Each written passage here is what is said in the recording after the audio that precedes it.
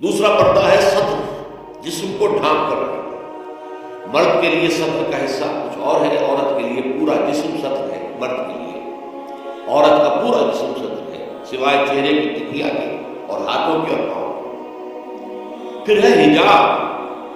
اگر مسلمان عورت گھر سے باہر نکلتی ہے یا کہیں گھر کے اندر بھی کوئی نامحرم آتے ہیں تو ان سے پھر چہرے کا پردہ بھی لازم ہے۔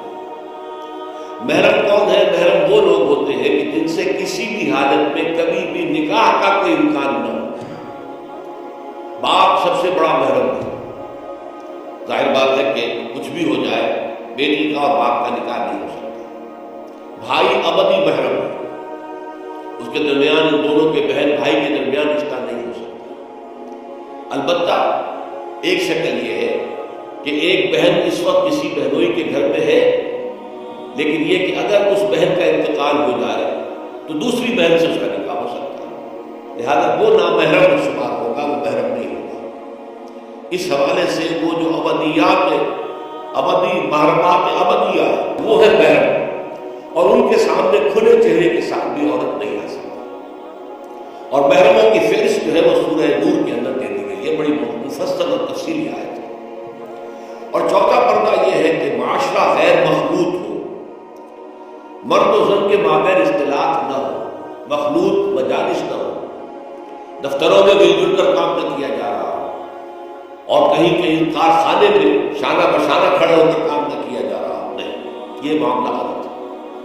بلکہ سیگریگیٹڈ سوسائٹی، عورتوں کے دائرہ کار کسی شے پر پابندی نہیں، عورتوں کے لیے تفریح گاہیں بنائے آپ جس میں صرف عورتوں اور بچے جا سکتے ہیں خاص عمر کی حد تک، مرد نہیں جائیں گے۔ مردوں کے لیے تفریح گاہیں علیحدہ ہوں گی، وہاں عورتیں نہیں جائیں گی۔ تو عورتوں اور مردوں کے درمیان عدم اختلاط ہے۔ مدارس ہے، اسکول ہے، کالج ہے، یونیورسٹیاں علیحدہ بنا دی، پڑھے وہ بھی، یہ بھی پڑھے، لیکن مخلوط تعلیم۔ تو یہ جو ہے غیر مخلوط معاشرت، یہ در حقیقت اسلامی معاشرے کا سب سے بڑا امتیاز ہے، سب سے بڑا علم ہے، سب سے بڑا شعار ہے۔ کوئی بھی غیر مسلم جو ہے اسلامی معاشرے میں آئے گا تو سب سے زیادہ بات جو اسے محسوس ہوگی وہ یہ ہے کہ یہاں عورتیں اور مرد جو ہے وہ آپس میں ملے ہوئے نہیں ہیں، بلکہ ان کے درمیان ایک گویا کہ بہت بڑا پردہ جو ہے معاشرے کے اندر لٹکا ہوا ہے، سیگریگیشن۔ باقی یہ ہے کہ صدر سے آگے جسم جو ہے وہ صرف زوجین کے سامنے کھلے گا، مرد کا صدر صرف بیوی کے سامنے کھلے گا، یا ڈاکٹر اگر کوئی سرجری کرنی ہے تو ظاہر بات ہے کہ اس میں وہ پردہ نہیں ہوگا۔ عورت کا بھی چہرہ، ہاتھ اور پیر کے علاوہ جسم کا کوئی حصہ کسی محرم کے سامنے نہیں کھلے گا سوائے شوہر کے یا ڈاکٹر۔ یہ سارا جو تفصیلی نظام دیا گیا ہے، اس کا ہدف کیا ہے کہ یہ مرد اور عورت کے درمیان جو کشش اللہ نے رکھی ہے، زبردست کشش، یہ کشش اگر نہ ہو تو تمدن کا یہ ہنگامہ ہی نہ ہو، شادیاں لوگ کریں ہی نہ، اور لوگ جو ہے یہ مشقتیں اور یہ مصیبتیں جھیلیں گا۔ اولاد کی پیدائش ہے، پھر ان کی پرورش ہے، پھر انہیں کھلانا پلانا ہے، ان کی تعلیم ہے، ان کی علاج معالجہ ہے، سو کھکھیڑ ہے۔ یہ سارا انسان کیوں برداشت کرتا ہے کہ جنسی جذبہ بہت زوردار اللہ تعالیٰ نے انسانوں میں رکھ دیا ہے۔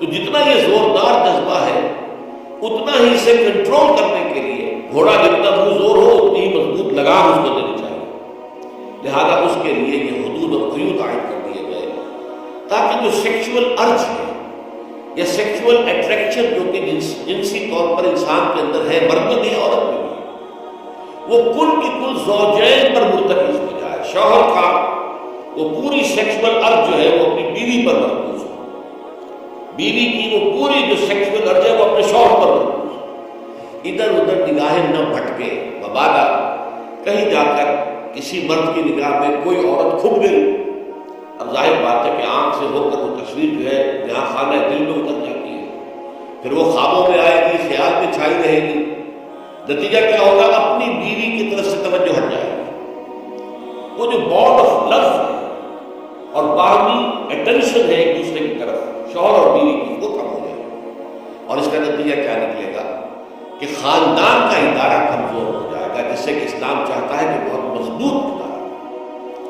اس لیے یہ ساری قدریں ہیں، یہ سارے ضوابط ہیں، یہ قواعد ہیں، بلکہ اسلامی معاشرے کا، جیسا کہ میں نے عرض کیا ہے، یہ سب سے نمایاں وصف ہے کہ یہاں مرد و زن کا اختلاط